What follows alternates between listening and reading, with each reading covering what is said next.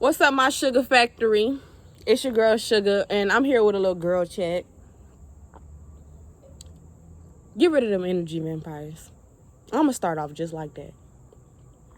People who just want to suck up your energy. You know? It's just... Okay, I'm just gonna get into it. I'm gonna start with something a lot I know the girls want to hear and I know the girls want to talk about. Because I don't know about a man's world, but us women, we popping. So it's a lot of people that I'm gonna say don't want to see you win. You know exactly who they are. You know exactly what they do when they doing it. Focus on you. We're gonna start on relationships. I'm gonna let y'all know in a little story time about your girl. Get y'all some water. Because it's up and it's stuck when I come out. And I still hate water, but I'm trying. But let me tell y'all something. My first relationship, I was 16 years old. My first real relationship, I was 16 years old. My first heartbreak, I was 16 years old. And I told y'all I was going to be very transparent with y'all. So, I'm going to let y'all know I was in a relationship with a girl. I was 16 and she was probably 18 years old. I met her in military school. Shout out to Youth Challenge. Out in Savannah, Georgia. I was in military school, and you know, that was a new experience for me. I had bunkmates and I had all of that, so that was new for me. And I'm gonna just say she was my bunkmate. Yeah. And she used to write me letters, you know, bunkmate. I used to sleep on the top and she slept on the bottom, but I gave her the top because she little. 4'11" to be exact. And you know, that was my first heartbreak, y'all. And now that I look at it, I say I was young. Very young.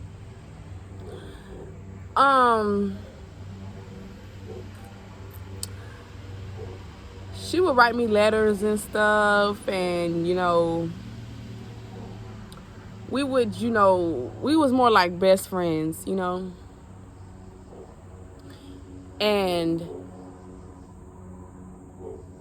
she was talking to another girl in there at the time, right?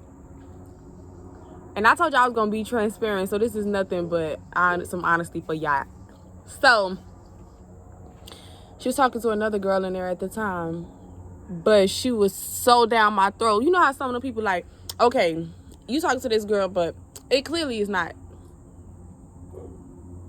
Because we all up in here together. We all got to go home in about 6 months. So everybody just telling me, you know, because they was like, you know, such and such, just talk to her. So I'm like, okay, because I would say our last names, but the fact that I feel like the whole world is going to see this video and will see this video, I don't want to just air nobody out and stuff. So I'm going to just keep our last names and everything. Because in there, we went by last names. So I'm not going to put our last names with this story because we've all moved on and have different things going on. And I don't know the story that they told to someone else. So I don't want to, you know, get them caught up. Or whatever. Very much, I don't need no entanglement vibes or whatever. And I ain't trying to mess nothing up, but I was very much in love. Almost like that was my twin flame. Like, we literally, like, this is military school. Towards the end, when we had really locked in, we was literally simultaneously together every day. Like, it don't matter if we had work, we worked together. If we didn't have to work, we would be chilling together, sitting together, everything together. She got sent home one time.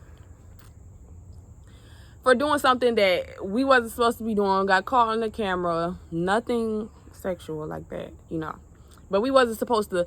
They didn't want us next to each other, literally. Like, I'm sitting right here. They wouldn't want her sitting next to me. And that's because in there, you're not supposed to have relations. You're supposed to be coming in there working on yourself and stuff like that. So you're not supposed to be having any type of relations or anything going on. So, you know, it was nothing, you know. So when they saw whatever they saw on the camera, which was me basically, her sitting in between my legs, and I was doing her hair. I'm going to be transparent. I'm going to be honest.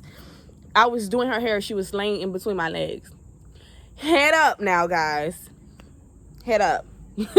Get your head up. Period.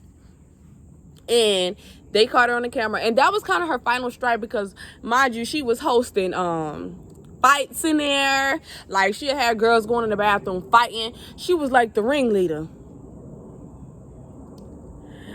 And that was crazy. Mind you, she had girls arguing over her. Never.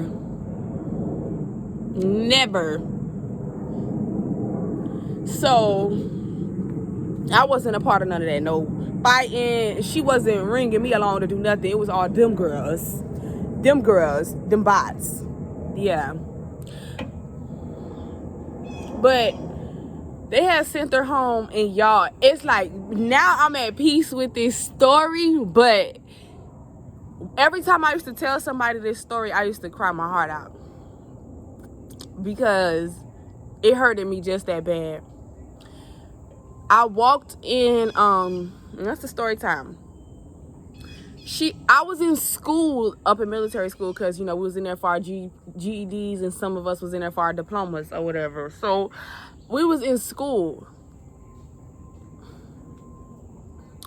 And she had to go to a meeting with the board, whether they was gonna let her go or let her stay. But never in my right mind did I think they was gonna send her home. Because, mind y'all, listen, she was a ringleader. Like, she's a stud. You know, she was a ringleader for girls. They just listened to her because they just wanted to do all. That's just what it was. You know, they liked her. She had the gift of gab, I guess, or whatever. So they just did all the dumb stuff that she had them doing. But never in my right mind did I think they was gonna send her home. You know what I'm saying? I never thought that. So all I know is we sitting in there, something ain't feeling right. Like I said, it was almost like she was my twin flame, because I felt everything for her. I was in love. Dang. How many times y'all gonna ask me? But yeah. So it's like something wasn't right. Then I don't remember how did I get the news that she was like gone, but somebody I think came to the door and was like, yo, such and such, they sent such and such home. And I'm like, wait, you lying to me, because I know you lying to me, because there's no way that they sent her home. So this where it gets good. So I went,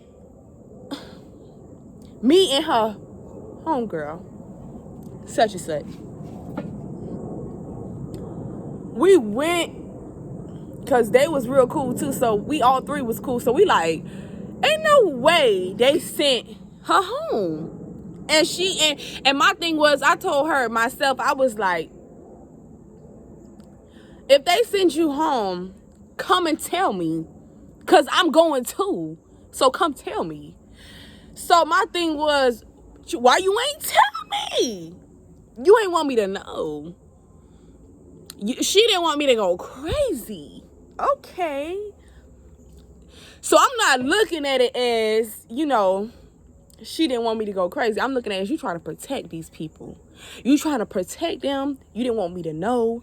You was trying to leave me. But really, when it all said and done, she just wanted me to stay and finish the program and get my diploma and just be the best of me. But y'all, ain't happening all like that.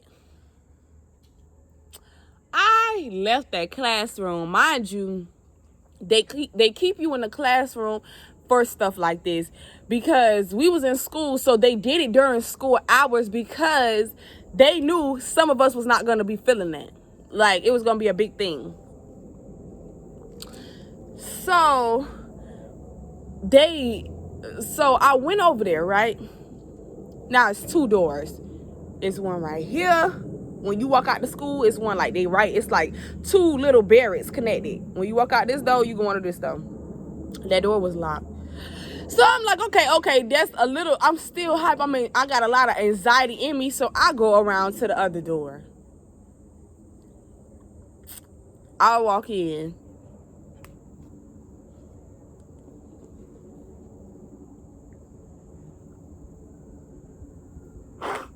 Okay, no, I'm just playing. I walk in and it's a rose on my bed, my bunk. It's a note. And we used to have this teddy bear together that we had gave a name to. The teddy bear name was Goober. I'm going to tell you the teddy bear name. And sometimes she used to sleep with the teddy bear and sometimes I used to sleep with the teddy bear. And it was on my bed. All of that was a teddy bear, the paper, and the rose was across there. Where she got that rose from in this camp, I don't know. I don't know. Have y'all ever felt a Charlie horse? A Charlie horse. My knees got weak.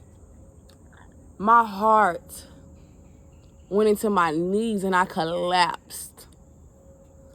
I flooded the floor with tears. To the point I had all the other girls in there like, such and such, oh my God, you making us feel so bad. To the point they started crying. Because they knew what she meant to me. They knew that.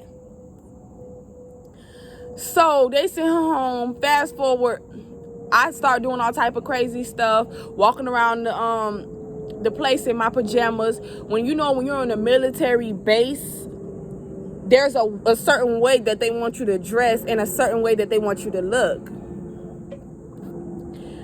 Me personally, that day, y'all sent my heart home. I don't care how I'm supposed to dress, how I'm supposed to look.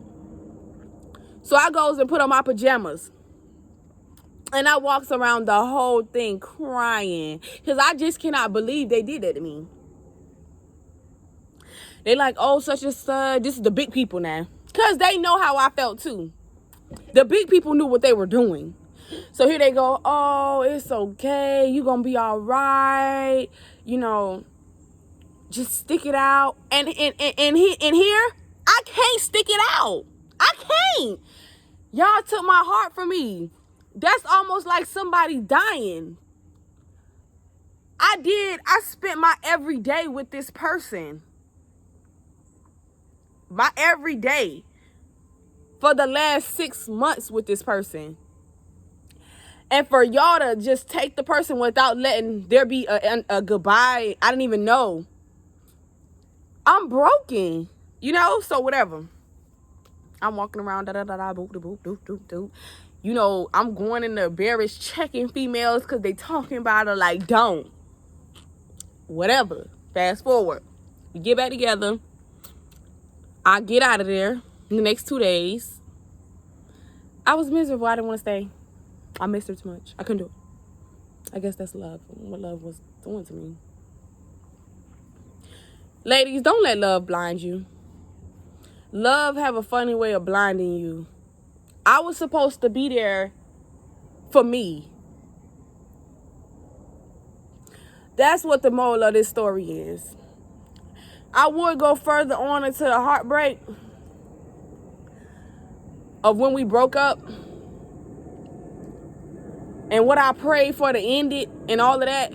But the moral of the story is move on. Move on. Move on and don't let nothing stop you from you. You know what I'm saying? I was supposed to be there for my diploma.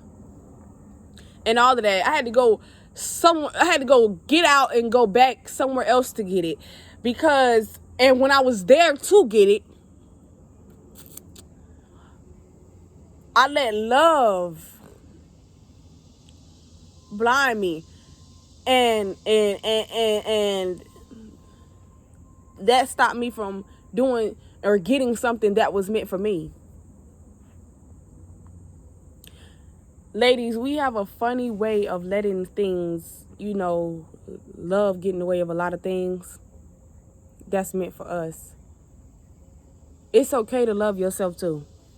I'm going to say that. For a long time, I sit and I listen and I watch and I hear my friends, my family, and a lot of them tell me their stories about this and that. And it seems like it's a lot of them blaming themselves, or finding excuses for the next person for what the other person did to them. But moral of the story today is, ladies, love yourself. Fellas, love yourself. Don't let love blind you. Have enough love for yourself to the point where you can't be blinded. Everything is like a bird's eye view, clear as day. Don't let love blind you. And I'm going to say, and I'm going to keep saying it, because I know the force that love brings. I know how strong love can be.